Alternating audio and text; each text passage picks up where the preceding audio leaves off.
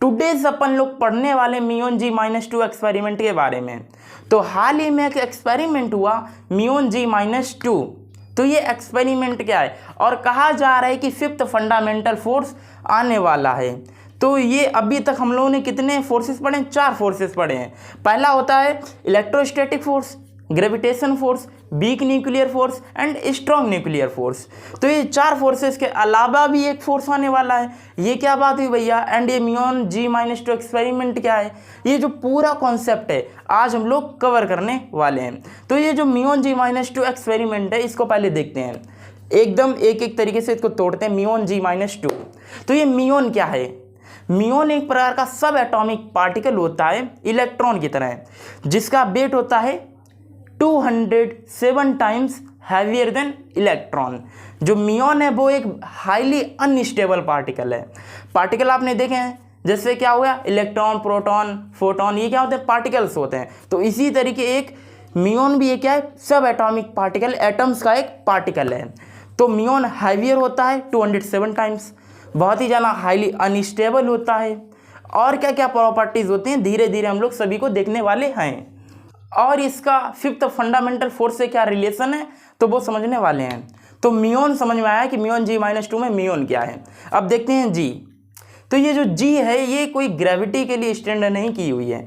ये G क्या है? ये G फैक्टर है। ये G फैक्टर का मतलब जो मियोन के वोवेल्स होते हैं उनको हम लोग G फैक्टर से डिस्क्राइब करते हैं। हाईली क्लास में आप पढ़ेंगे या पढ़ाया जाएगा, क्योंकि अब आने वाला है ना, न्यू एक्सपेरिमेंट है, तो इसलिए वहाँ का नाम G रखा गया। और ये -2, ये डैश करके ये 2 लिखा गया है। ये 2 का मतलब क्या है? तो जो साइंटिस्ट थे उन्होंने कुछ जो वैल्यूज़ निकाली और उन्होंने कुछ पहले वैल्यूज प्रेडिक्ट की थी, पहले से बता दी थी कि ये वैल्यू आने वाली है। तो जो उनका अंतर था एक्सपेरिमेंट होने के बाद, एक्सपेरिमेंट के पहले, तो उनका जो रिलेशन आ रहा था तो वो 2 आ रहा था। तो इसलिए इस एक्सपेरिमेंट का नाम पड़ा मियोन G-2। एंड एट लास्ट एक बड़ा सा एप्लीकेशन, जो एक न्यूक्लियर वेस्ट होता है वो रेडियो एक्टिव मटेरियल होता है। एंड जब हम लोग किसी न्यूक्लियर फ्यूल को यूज़ कर लेते हैं, यूज़ कर लिया जाता है, तो उसके बाद वह जो वेस्ट बन जाता है तब भी वह रेडियो एक्टिव ही रहता है। और उसको रेडियो एक्टिव जो वो रहता है उसको हम लोग डिटेक्ट करते हैं। डिटेक्ट क्यों करते हैं? क्योंकि जो वेस्ट होता है उसमें कुछ लोग क्या करते हैं कि जो उसकी रॉड्स होती हैं, फ्यूल रॉड होती हैं वेस्ट की, वो लोग चुरा लेते हैं। अब क्वेश्चन ये आएगा, भैया वो तो वेस्ट है, उसमें फ्यूल रॉड होती हैं, क्यों चुराएगा वो? तो क्योंकि जो फ्यूल वेस्ट होता है उसमें 4 प्लूटोनियम की रॉड पाई जाती हैं। प्लूटोनियम की 4 रॉड पाई जाती हैं और उन 4 रॉड की मदद से हम लोग जो मतलब साइंटिस्ट लोग हैं, वो जिनको उनमें एक्सपीरियंस होता है, जो न्यूक्लियर वेपन्स बनाते हैं, वो उन 4 रॉड की मदद से, 4 प्लूटोनियम रॉड्स की मदद से कोई एक प्राइमिटिव न्यूक्लियर वेपन्स बना सकते हैं। तो इसका जो मियोन्स होता है उसका यूज किया जाता है कि किसी ने जो न्यूक्लियर वेस्ट होता है उसमें से कहीं वो रॉडें चुरा तो नहीं ली, 4 प्लूटोनियम की रॉडें चुरा तो नहीं ली, जिससे कि एक नया प्राइमिटिव न्यूक्लियर वेपन्स बनाया जा सके। और एट लास्ट एक आपको और अच्छा सा बढ़िया सा एप्लीकेशन बताते हैं मियोन का, जिसे 2 वोल्केनो रखे हैं। वोल्केनो रखे नहीं मतलब पाए जाते हैं, 2 वोल्केनो हैं या एक ही है। तो हमने क्या किया, एक सिस्टम से कॉस्मोसिक रेस के द्वारा क्या किया, मियोन्स को एंटर कराया। और जब हम लोग जो वोल्केनो के द्वारा एंटर कराते हैं तो वो जो मियोन होता है, मियोन इन्फॉर्मेशन कैरी कर लेता है कि और बता देता है कि जो ये वोल्केनो है कि इसमें से पहले जो बॉम्बार्ड होगा, मतलब पहले कहाँ से फटेगा, ये जो इन्फॉर्मेशन है वह बता देता है। तो इससे क्या होता है, बहुत प्रकार की हम लोगों को फ़ायदा मिल जाती है। हम लोग उस जगह को खाली करा देते हैं पहले, तो इसका यूज होता है मियोन्स में। तो अब हमने कुछ डिटेल्ड स्टडी कर ली है मियोन्स के बारे में कि मियोन क्या होता है। और अब हम समझने वाले थे फिफ्थ फोर्स के बारे में एंड जो मियोन G-2 है एक्सपेरिमेंट के बारे में। तो इसमें से आपको क्या पता चल गया अब तक कि मियोन G-2 क्या होता है, ये एक पार्टिकल होता है एंड इसके एप्लीकेशन क्या होते हैं वगैरह वगैरह, ये चीज़ें हमको पता चल गई। अब बात आती है standard model of physics and ये जो मियोन G-2 एक्सपेरिमेंट हुआ ये क्या रिलेशन है। यदि आप भी अभी कंफ्यूज हैं कि ये क्या हो रहा है, क्या क्या एप्लीकेशन बताया जा रहे हैं, ये क्या, तो अब भी हम इसको बाद में आपको समझाएंगे कि ये किस प्रकार दोनों से को रिलेट करते हैं। तो अब हम लोग बात करने वाले स्टैंडर्ड मॉडल ऑफ फिजिक्स। ये स्टैंडर्ड मॉडल ऑफ फिजिक्स क्या है? तो ये स्टैंडर्ड मॉडल ऑफ फिजिक्स है, ये एक प्रकार की थ्योरी है जो बताती है कि ये जो ब्रह्मांड है, ये यूनिवर्स है, ये किस प्रकार काम करता है, ये किस प्रकार काम करता है, ये कहीं पर कितने प्रकार के फोर्सेस लग रहे हैं, कौन सा पार्टिकल क्या कर रहा है, मतलब all the type of function. ये जो एक ब्रॉडली थ्योरी है जो सभी के बारे में बता सकती है। ऐसे आप समझिए कि ये क्या है, स्टैंडर्ड मॉडल ऑफ फिजिक्स है। जैसे जितने भी पार्टिकल होते हैं, सच लाइक दैट कि ये एक पार्टिकल है और एक ये पार्टिकल है, तो ये यहाँ पर रखा, इसको यहाँ पर रखा, तो जो ये वाला पार्टिकल है इसके पास क्या होगी, अपनी मैग्नेटिक फील्ड होगी, इसके पास क्या होगी, अपनी मैग्नेटिक फील्ड होगी। तो जो ये मैग्नेटिक अपनी फील्ड हुई, तो ये यहाँ पर जब जाएगा तो ये क्या करेगा, इस पर ऑब्जेक्ट पर फोर्स लगाएगा। फोर्स किस प्रकार लगेगा, मैग्नेटिक फील्ड होगी, तो उसके कारण इस पर क्या पड़ेगा, इफेक्ट पड़ेगा। या तो यह दूर जाएगा या तो यह पास आएगा, इसको हम या तो पुश करेंगे या तो पुल करेंगे।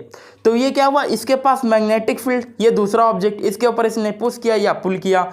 तो ये इस ऐसा बताता है कि जो मैग्नेटिक फील्ड है, ये जो मैग्नेटिक फील्ड है, इसके बीच में कुछ ना कुछ जरूर ऐसा प्रेजेंट है, इसके बीच में कुछ है ना कुछ ऐसा जरूर प्रेजेंट है जो ये इंफॉर्मेशन कैरी करता है कि हमको पुश करना है या पुल करना है, या तो पुश करना है या तो पुल करना है। तो यही सब थ्योरी क्या होता है, ये बताता है स्टैंडर्ड मॉडल ऑफ फिजिक्स। तो अब आपको पता चल गया कि स्टैंडर्ड मॉडल ऑफ फिजिक्स का एक थोड़ा सा ओवरव्यू, और म्यून्स क्या होता है इसका एक ओवरव्यू। तो अब दोनों चीज़ों को हम रिलेट करते हैं। अब म्यून G-2 एक्सपेरिमेंट हुआ, तो पहले क्वेश्चन ये आता है कि ये एक्सपेरिमेंट क्यों कराया गया, ये एक्सपेरिमेंट क्यों कराया गया। To measure the anomalous magnetic dipole of the म्यून।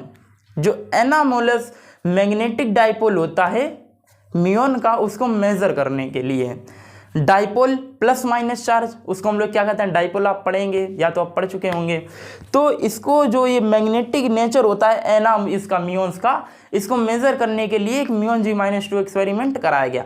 कहाँ कराया गया, एक फेर्मी लैब, यूएस डिपार्टमेंट में फेर्मी लैब है, वहाँ पर यह एक्सपेरिमेंट किया गया। तो ये जो एक्सपेरिमेंट होता है ये बहुत ही हाई एनर्जी पर होता है, बहुत ही ज़्यादा हाई एनर्जी पर होता है। और हाई एनर्जी होने के कारण इसमें क्या होता है कि जो इसमें बहुत सारे फोर्सेस लग रहे होते हैं, इनके बारे में पता नहीं कर पाते। जैसे कि ग्रेविटेशन फोर्स कितना लग रहा है, इसके बारे में हम उसमें कुछ नहीं बता सकते। एंड जो ये म्यून पार्टिकल है, ये जब एक्सपेरिमेंट कराया जाता है तो ये म्यून को क्या किया जाता है, राउंड किया जाता है, एक गोले में घुमाया जाता है। तो ये जो उसकी स्पीड होती है म्यून की, वो अप्रॉक्स मतलब सेम हो जाती है, नियर बाई हो जाती है स्पीड ऑफ लाइट कितनी। और जब इसके बाद उस एक्सपेरिमेंट को कराया गया एंड उसकी वैल्यू ली गई, एंड जो वैल्यू पहले प्रेडिक्ट की गई थी तो वो वैल्यू कुछ इस प्रकार थी, आप देख सकते हैं। तो आप देख रहे होंगे कि इनकी कुछ जो डिजिट्स है, लास्ट वाले डिजिट्स में अंतर आ रहा है। फॉर फिजिक्स में एरर आना इट्स इम्पॉसिबल, कोई भी एरर आती नहीं है फिजिक्स के टर्म में, वो एरर को मानता ही नहीं है।